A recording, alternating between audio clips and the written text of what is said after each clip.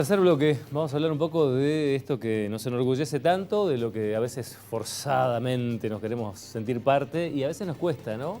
Porque la verdad es que seguramente con responsabilidad de ambas orillas, hay a veces momentos donde la integración de la comunidad o del grueso de la comunidad de Bariloche con su comunidad científica, que sabemos que está, que existe, que trabaja y que es reconocida, no siempre se da de manera muy armónica.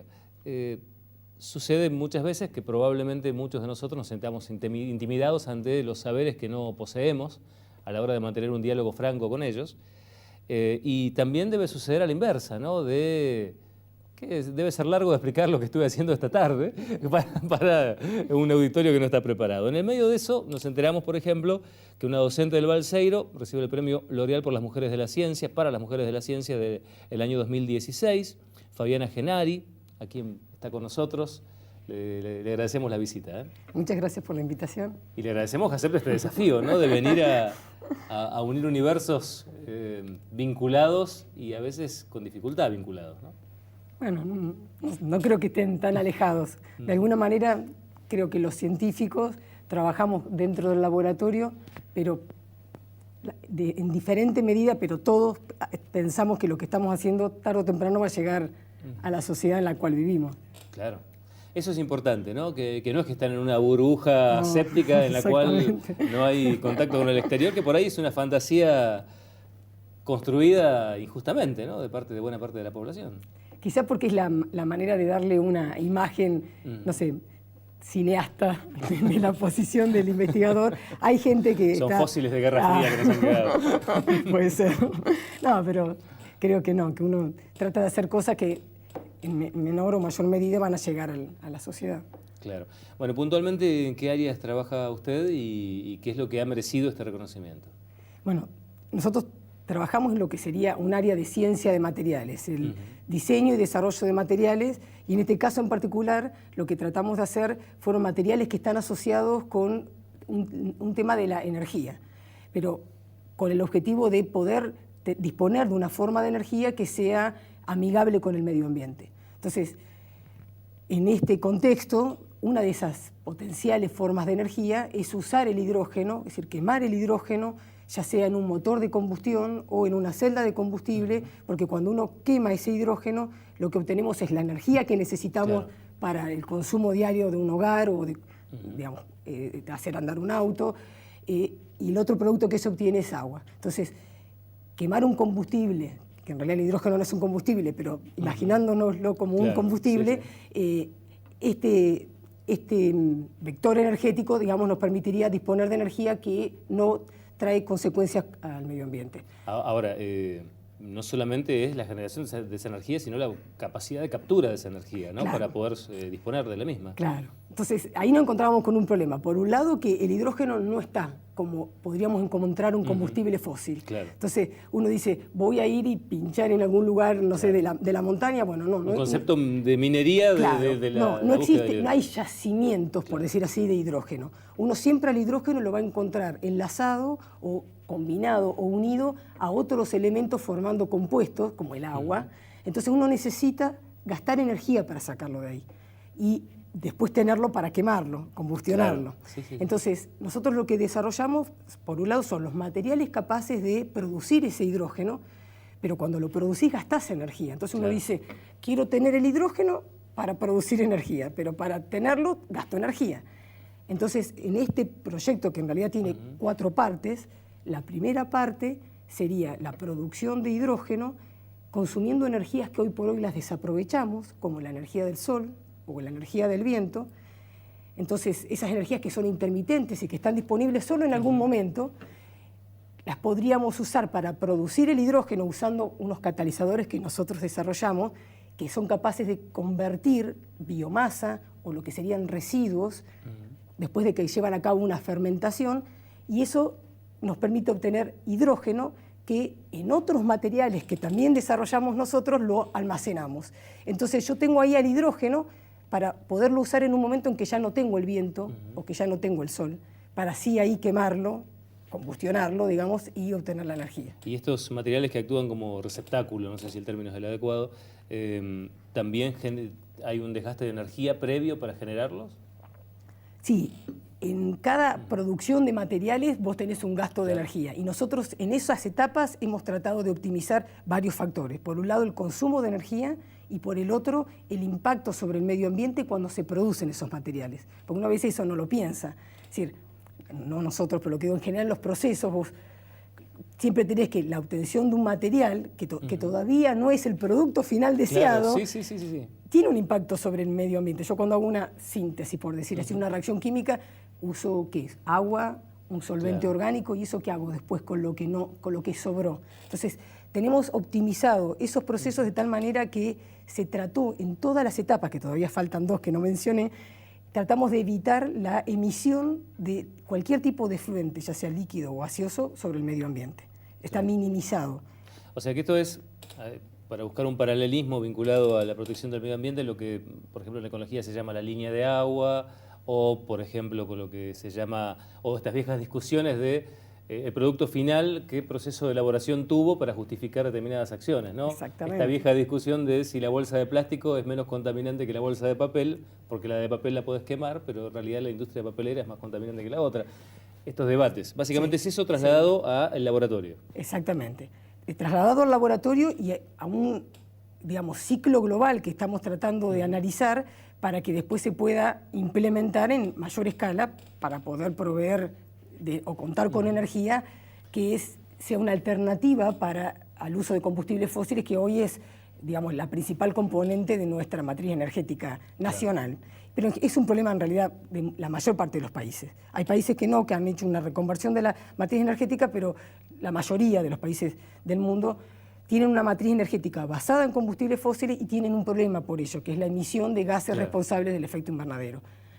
Y es ahí donde también el proyecto trata de hacer otra contribución, que es tratar de paliar los efectos de la emisión de dióxido de carbono. ¿Por qué? Porque en el proceso de producción que teníamos nosotros de hidrógeno, se emite un poco de dióxido de carbono, menos que lo que emite un combustible fósil, pero se emite, y no, como dije antes, tratamos de que en todas las etapas no se libere al medio ambiente algo que pueda ser perjudicial.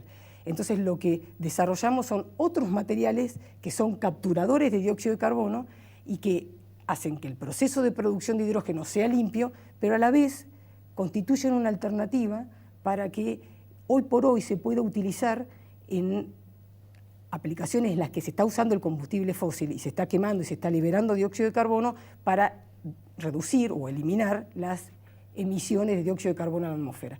Y eso es importante porque uno no va a poder introducir a la matriz energética de un día para el otro el hidrógeno. Entonces, uno necesita hacer una reconversión que es paulatina. Uno no puede salir corriendo si venía de estar en reposo 100 años.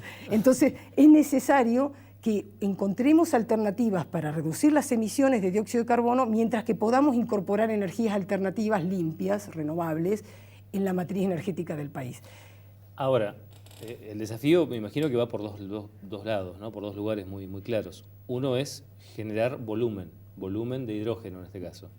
Y el otro es que todo este proceso sea económicamente viable. Exactamente. Porque hoy el combustible fósil, en definitiva, lo combustionamos y ahí tenemos la liberación de la energía y está todo el circuito resuelto, con todo el daño ambiental que genera. Pero el circuito está resuelto. Pero el daño ambiental tiene un costo. Claro. Y entonces, eso es algo... ¿dónde estamos en esas dos búsquedas? En realidad, Argentina tomó un compromiso a nivel internacional, lo viene tomando en años anteriores, pero en la cumbre que se hizo entre noviembre y diciembre del año pasado, del 2015, los países, entre ellos Argentina, asumieron el compromiso de reducir las emisiones de dióxido de carbono. Si seguimos usando los combustibles fósiles como se están utilizando ahora, sin hacer una reducción porque se introducen energías alternativas o una limpieza de las consecuencias de ese combustible fósil, y me estoy refiriendo fundamentalmente al dióxido de carbono, no vamos a cumplir con esa promesa. Entonces, estos materiales que son capturadores de dióxido de carbono podrían hoy por hoy utilizarse en las chimeneas, digamos, en las corrientes de salida de las centrales de generación de energía en las que se queman combustibles líquidos, fósiles, ¿sí? Que se usan cuando uno tiene problemas de alto consumo, por ejemplo, cuando viene mucho calor, entonces no alcanza el suministro eléctrico y es necesario inyectar al tendido eléctrico en energía que se genera en forma, digamos, en el momento del consumo, quemando combustibles líquidos que emiten mucho más dióxido que, por ejemplo, el gas natural. No es poco ese volumen. Digo, no. Dar ese nivel de respuesta no es poco, como volumen de hidrógeno.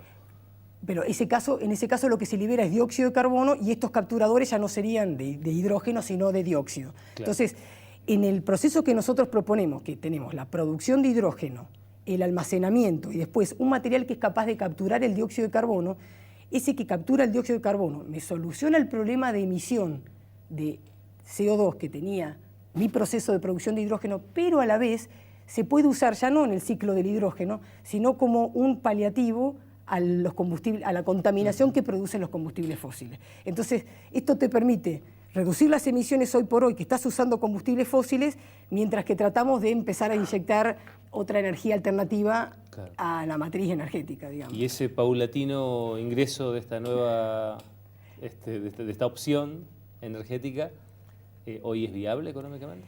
Bueno, nosotros hicimos análisis que son de escala de laboratorio. Esto implica que uno tendría que tomar casos de estudio, como, no sé, por ejemplo, una localidad alejada, una población pequeña que no esté cercana del tendido eléctrico, que uno diga, bueno, vamos a suministrarle lo que tenga de consumo energético, por ejemplo, a través del hidrógeno, y requiere los cálculos ingenieriles, requiere la inversión, requiere una política, digamos, y una decisión que ya excede, digamos, el proyecto que es de escala de laboratorio, pero que... Que la discusión no puede ser economicista ahí, o al menos no en un primer término.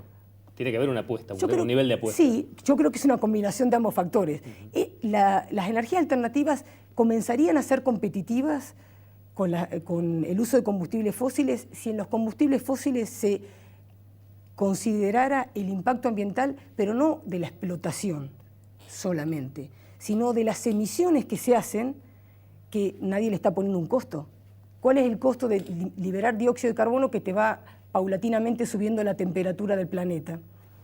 Que no lo ves hoy. Hoy nadie lo siente eso, nadie siente un efecto sobre la salud. Es algo de muy largo plazo. Pongámosle precio a eso. Yo creo que si pensamos en las generaciones futuras hay que ponerle, no sé si un precio, pero considerar que hay que tomar tomar un compromiso de ir introduciendo energías que hoy por hoy son un poco más caras, pero favorecerlas para que se reduzcan los efectos sobre el medio ambiente. Fabiana Genari, gracias por haber aceptado la invitación y gracias por hacer este esfuerzo de estar trabajando en esto, que es por ahí tan complejo, pero que está claramente vinculado a una mirada hacia el futuro de algo que, aunque no lo percibamos en la actualidad, es una necesidad muy próxima, ¿no?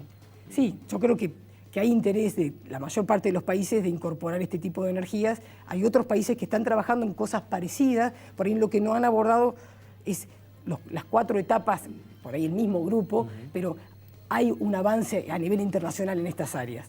Y bueno, yo creo que va a ser paulatino.